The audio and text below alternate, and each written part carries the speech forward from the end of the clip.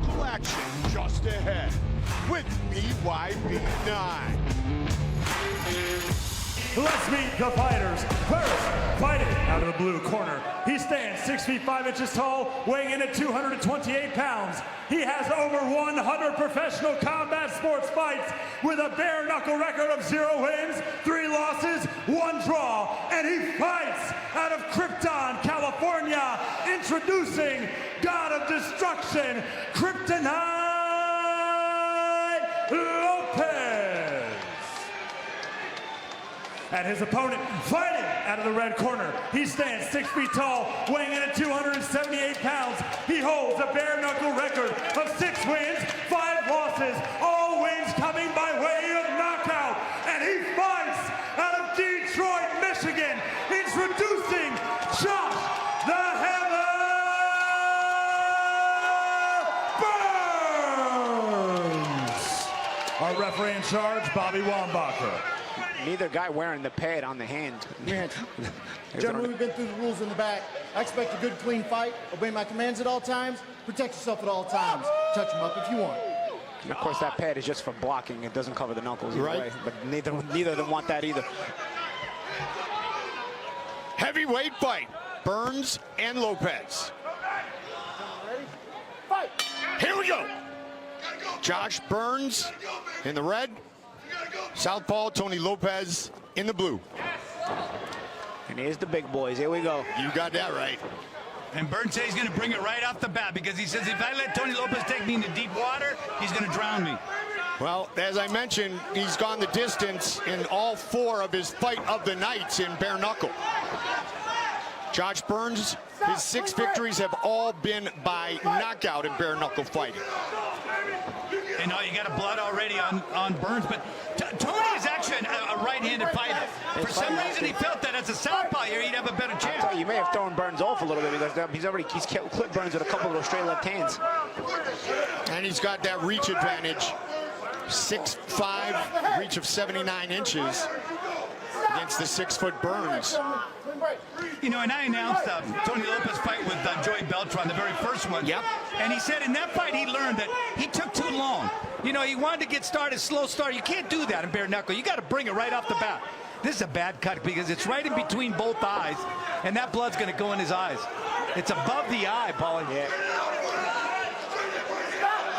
It's the kind of blood, the kind of cut you got to keep wiping, as you see right there. Yep. Yeah. And you can see Burns has already slowed down. See the body language right there that you're talking about, Benny. Yeah. Tony LOPEZ taking this fight on 1 week's notice as well. Mike, that's nothing for him. We brought him on a promotion at War on the Mainland. He lost 30 pounds in 2 days, and they beat Jason Lambert. That's a warrior. 98 professional MMA fights, 65 wins, 29 by knockout. Paulie, that almost looks like your cut. Yeah. With Lobo? Yeah. The only time he hit me whole night, too. But they don't want to admit that part.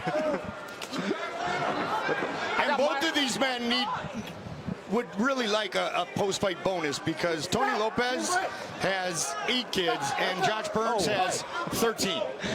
So the only time they're getting breaks is when they're fighting. That's exactly right. Is that their conditioning? I'm leaving that one alone. I tell you what, LOPEZ has started to use his looping left hand from the side. It's almost like a hooking left hand from the southpaw stance. And Burns keeps dipping into it. See, he keeps dipping again on that side. And it seems like LOPEZ has honed in on a target doing that. Watch from the outside, he may try it again here. Burns dips to one side, and LOPEZ has realized that instead of throwing the left hand straight, he throws it almost like a hooking manner. But he's there using it is again. You see, there it is again. Yeah. He keeps doing it, and Burns keeps dipping into the same shot all over again. And he's using his reach perfectly.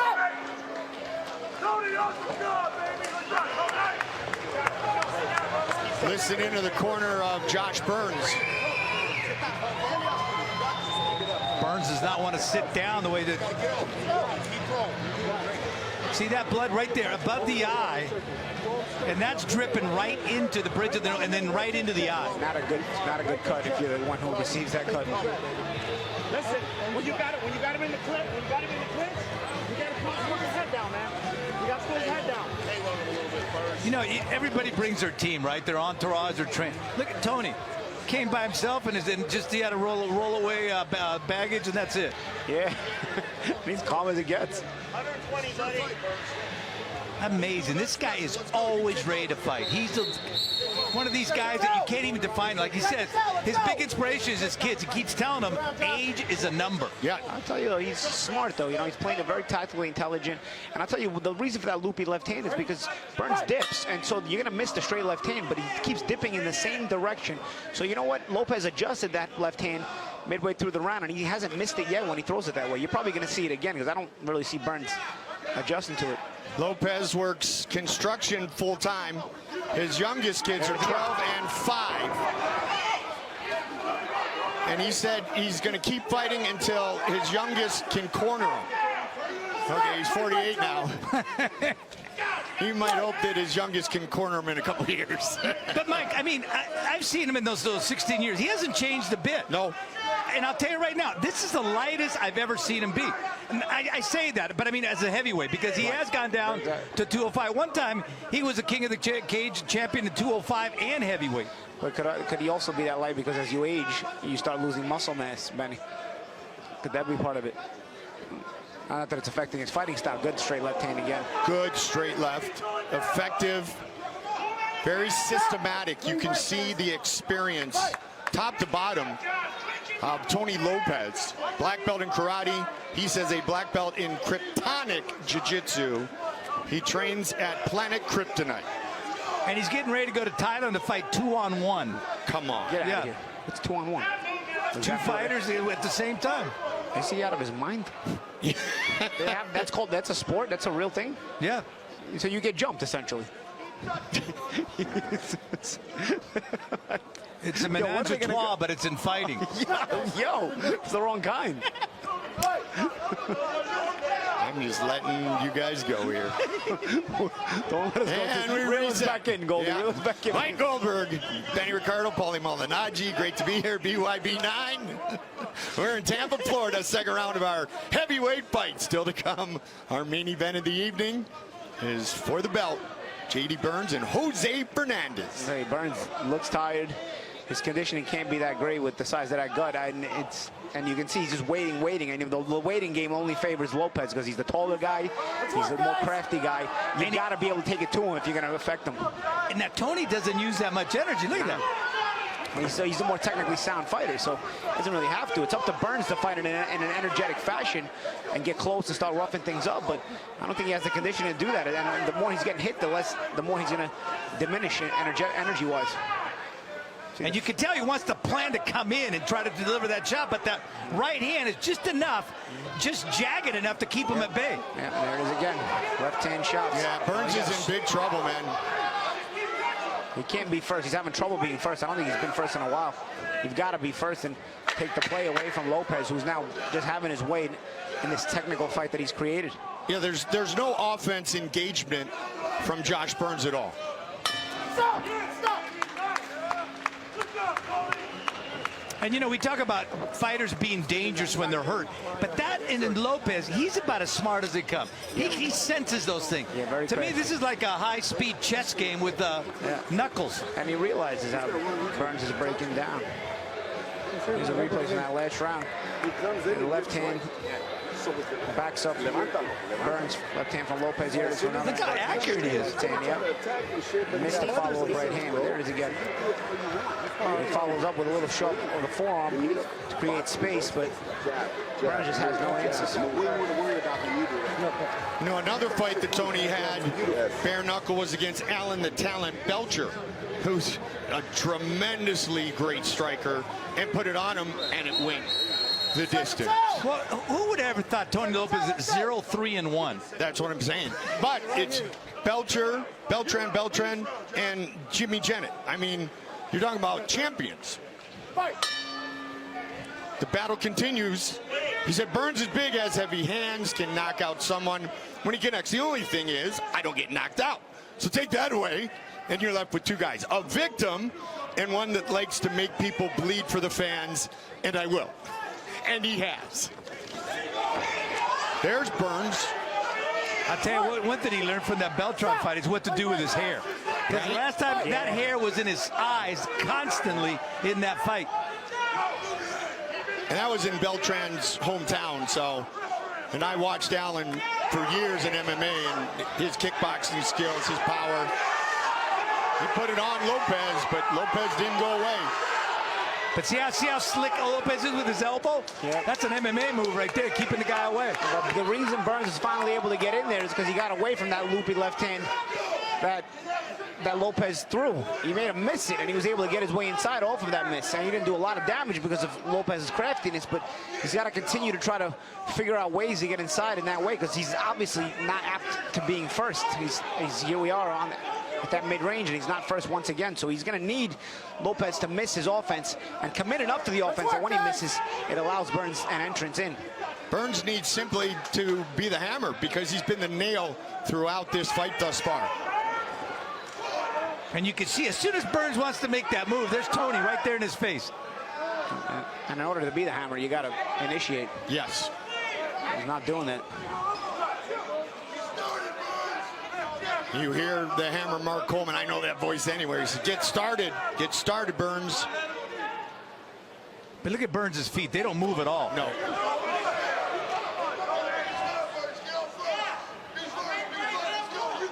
And Lopez is smart. He's utilizing his distance. He's not going to step in there tight and give Burns an opportunity to get into some dirty boxing. Yep, very crafty is Lopez. Well, that 5-inch reach advantage, he's using that to the maximum. Absolutely. And that switch stance that you talked about, Benny. Just a mask of blood on the face of Burns. You're left with two guys, a victim and one that likes to make people bleed. And you know, if you sit with Tony, too, because I sat with him on the way to the airport, I mean, he has got a defined plan for everything. Yeah. And the guy was just born to fight. He's just one of those guys. It doesn't matter what, even if it's 2-on-1 or if it's MMA or if it's whatever. I'll tell you what, guys, I mean, it's just not a good night for the Burnses so far. Skylar Burns had a bad night. Josh Burns not having his night. Well, let's see what JD does. I don't know what if this bodes well for JD in the main event. One more Burns to go. No relation. No. Well, there is between Skylar and JD. Only that they all bleed. Yes. Oh, that's an uppercut. That was slick. Back in 2005, when Tony Lopez started at Colin Oyama's gym, he was told you got to have some kind of nickname that's catchy and unforgettable that, you know, make people know about you. And his wife at the time said, everyone always claims to be like Superman, so why don't you beat Kryptonite? The rest is history. And he's from Krypton, California? Well, allegedly. Allegedly. It's actually Ukaipa. But you know what? That's smart. Listen to your wife. Listen to your wife. And, you know, the thing with women is they always spend so much time thinking about what a man is thinking that men don't even think that much when you got to sum it all up. See, that what you just said confused me, and that would explain a lot of my life. What am I doing now? What am I doing? You're good. Just tell me, I mean, am I boxing or am I Look how calm he is. Seconds out! Seconds out, let's go, guys! Suck it up, Josh. Right here. Right here, Josh. Suck it up. Right over there for me, Tony. We need 2 rounds. It's your fight. Let's go, baby. I'm just a huge fan of Mark the Hammer Coleman. We actually were at Miami of Ohio at the same time. Really? Yep. With Ben? Yep. Well, no. Benny, thank you for the compliment. Tony, bring it in here. Ben was about 20 years later. Coley's a month younger than I am.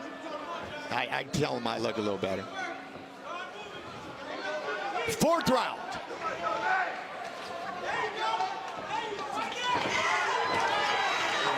Here's Josh Burns. But he realized he's got to start making that effort to close that gap. He just got a finger in the eye. He's complaining to the ref right now about that. A big dude, man. It is a big dude, but when you watch his legs come in there, it's not grounded. It's those punches aren't coming from the hips. He's not able to get himself set. His base of power is like stepping on glass right now. And that reaction to just duck is scary. I mean, if this were MMA, he would have eaten a knee, and this would have been over a long time ago. Well, that's what Tony Lopez used against Lambert to finish him off. Yep. In the second round, it was a knee. Let's work, guys. Look at Lopez's eyes, though, man. They look like Charles Manson eyes. He's very, very focused.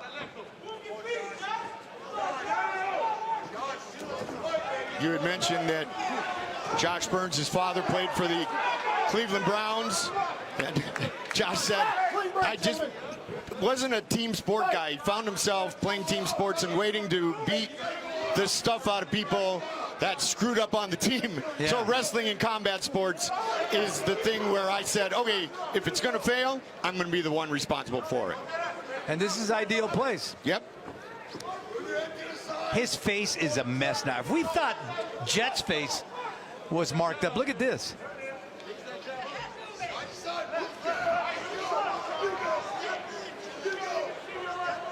Oof. Mask of blood. That's what bare knuckle fighting does. Yep. I told Mike Vasquez when he told me about this fight, I said, this is going to be the fight of the night. Tony Lopez will never give you a bad fight. So if Burns can get to him, it'd be the fight of the night. But right now, Burns has been rendered completely immobile and ineffective. But, Paul, it was that move you talked about right in the opening round when he switched to that southpaw. Yeah. It just... Yeah, he's been fighting southpaw the whole time. You're right, Benny. It must have completely thrown him off because he's not been able to get out of first gear. Speaking of Burns, with Lopez's southpaw stance must have totally surprised him.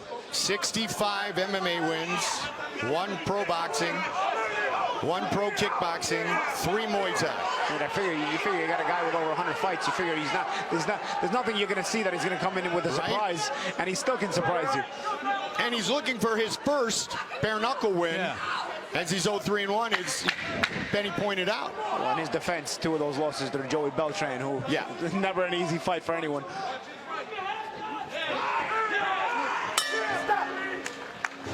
Josh, you can see the frustration now. Yeah. I mean, he's been frustrated for a while. He just can't get out of first gear. And, Paulie, Mike, you saw briefly in that round, at the early part, Josh came in. Yes. And I think that may be the last onslaught that we're going to see out of him. And again, Tony Lopez had an answer, and he used that reach, 5-inch reach advantage. He is so slick in the way he manages that space, and he just barely touches you, but it freezes Burns. He's not able to get in there. I officially need to take my shirt to the cleaners. Get away from me, for God's sake. Look at my score sheet. Yeah. Paulie, how come you don't get marked up? I do. Yeah. Just not on the blood. I got the monitor protecting me. But my notes are blood. See, here's the onslaught that Burns brought in. That was very early in the round. But you see, he pushed his way in and smothered himself. And so he's so frustrated that when he finally does get there, he's not cognizant of his distance correctly. Well, the only thing he needs to do right now is knock out Tony Lopez. He'd be the first. That's the only way Josh Burns is going to win this fight. 5th and final round. It's been all Tony Lopez, utilizing his long reach, the southpaw stance, not getting in to the dirty boxing matchups and situations where Burns could do the most damage. And you know, the whole thing here with Tony is he's just managing that space so perfectly. Look at the way he senses anything, and then when he throws in, there's nothing Burns can do against that left hand. I mean, he just threw a triple jab there, Paulie. Yeah. Crafty. And you know, he says, I can't hurt my hand because I got to be back and doing construction on Monday. Right? And his corner said, keep bumping that jab. And again, this is what Burns wants. Burns, again, was able to start because he was able to make Lopez miss that loopy left hand. That loopy left hand is effective when he lands it, but if you miss it, it puts you out of position. Burns has now been able to start at least some kind of offensive attack off of the miss when Lopez misses the loopy left hand. So Lopez has to be careful because Burns is starting to adjust just slightly to that loopy left hand. That loopy left hand is the kryptonite punch for Tony. You know what? It's been so effective, but he's got to be careful when he misses it. And so he's being smart now. He's mixing it in with some straight left hands. And that will at least disguise it when you go back to the loop. Because honestly, without a mistake from Lopez, Burns is just not able to close the gap. He's tried everything. He's just frustrated. It doesn't seem as his conditioning is helping him. His weight is definitely not helping him conditioning-wise. For sure. He's not able to close that gap. And you could just see the frustration in Josh's face, because Josh really wants to come in there, but he's not able to get started. Right.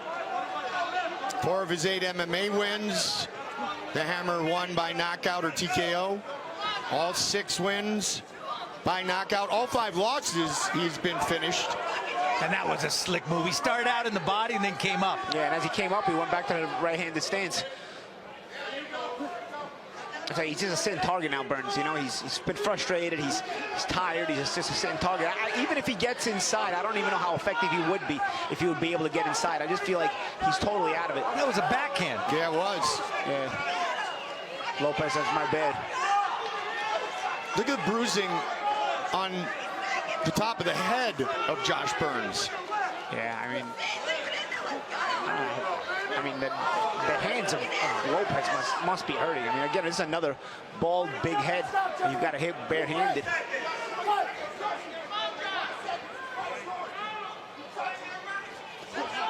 Again, you see, he missed that loopy left hand. See, and he got hit. But Burns is starting to adjust to it, but he doesn't have the energy to mount a complete attack after it. Nice combination there by Lopez. Great performance by Tony Lopez.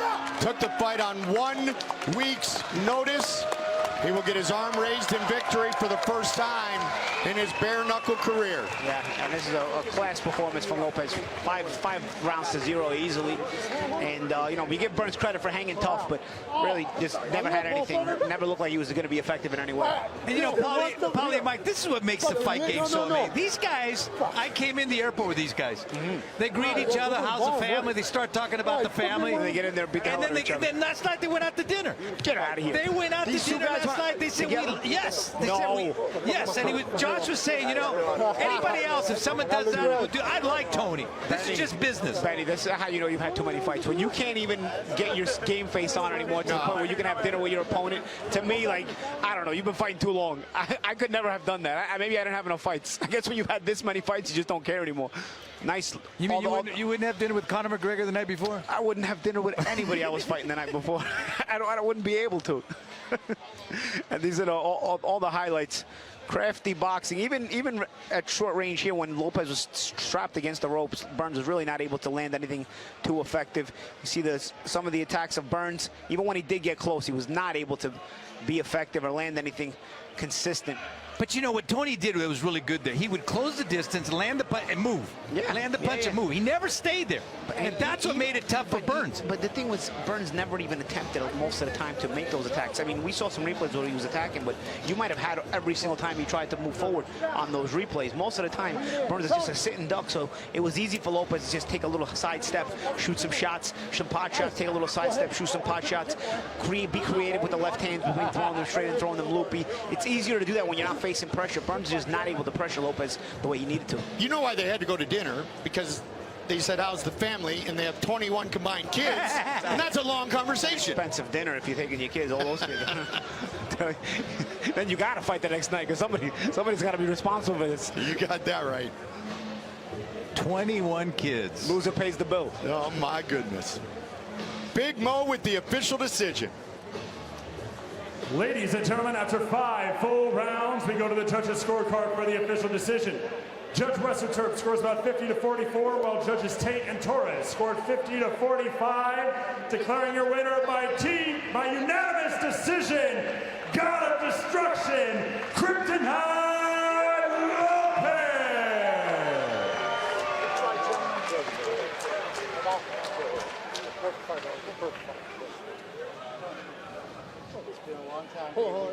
Scott Bird saying it's been a long time. I love that. Been a long time. Scott Bird doing such a great job with the Bare Knuckle Boxing Hall of Fame in Belfast, New York.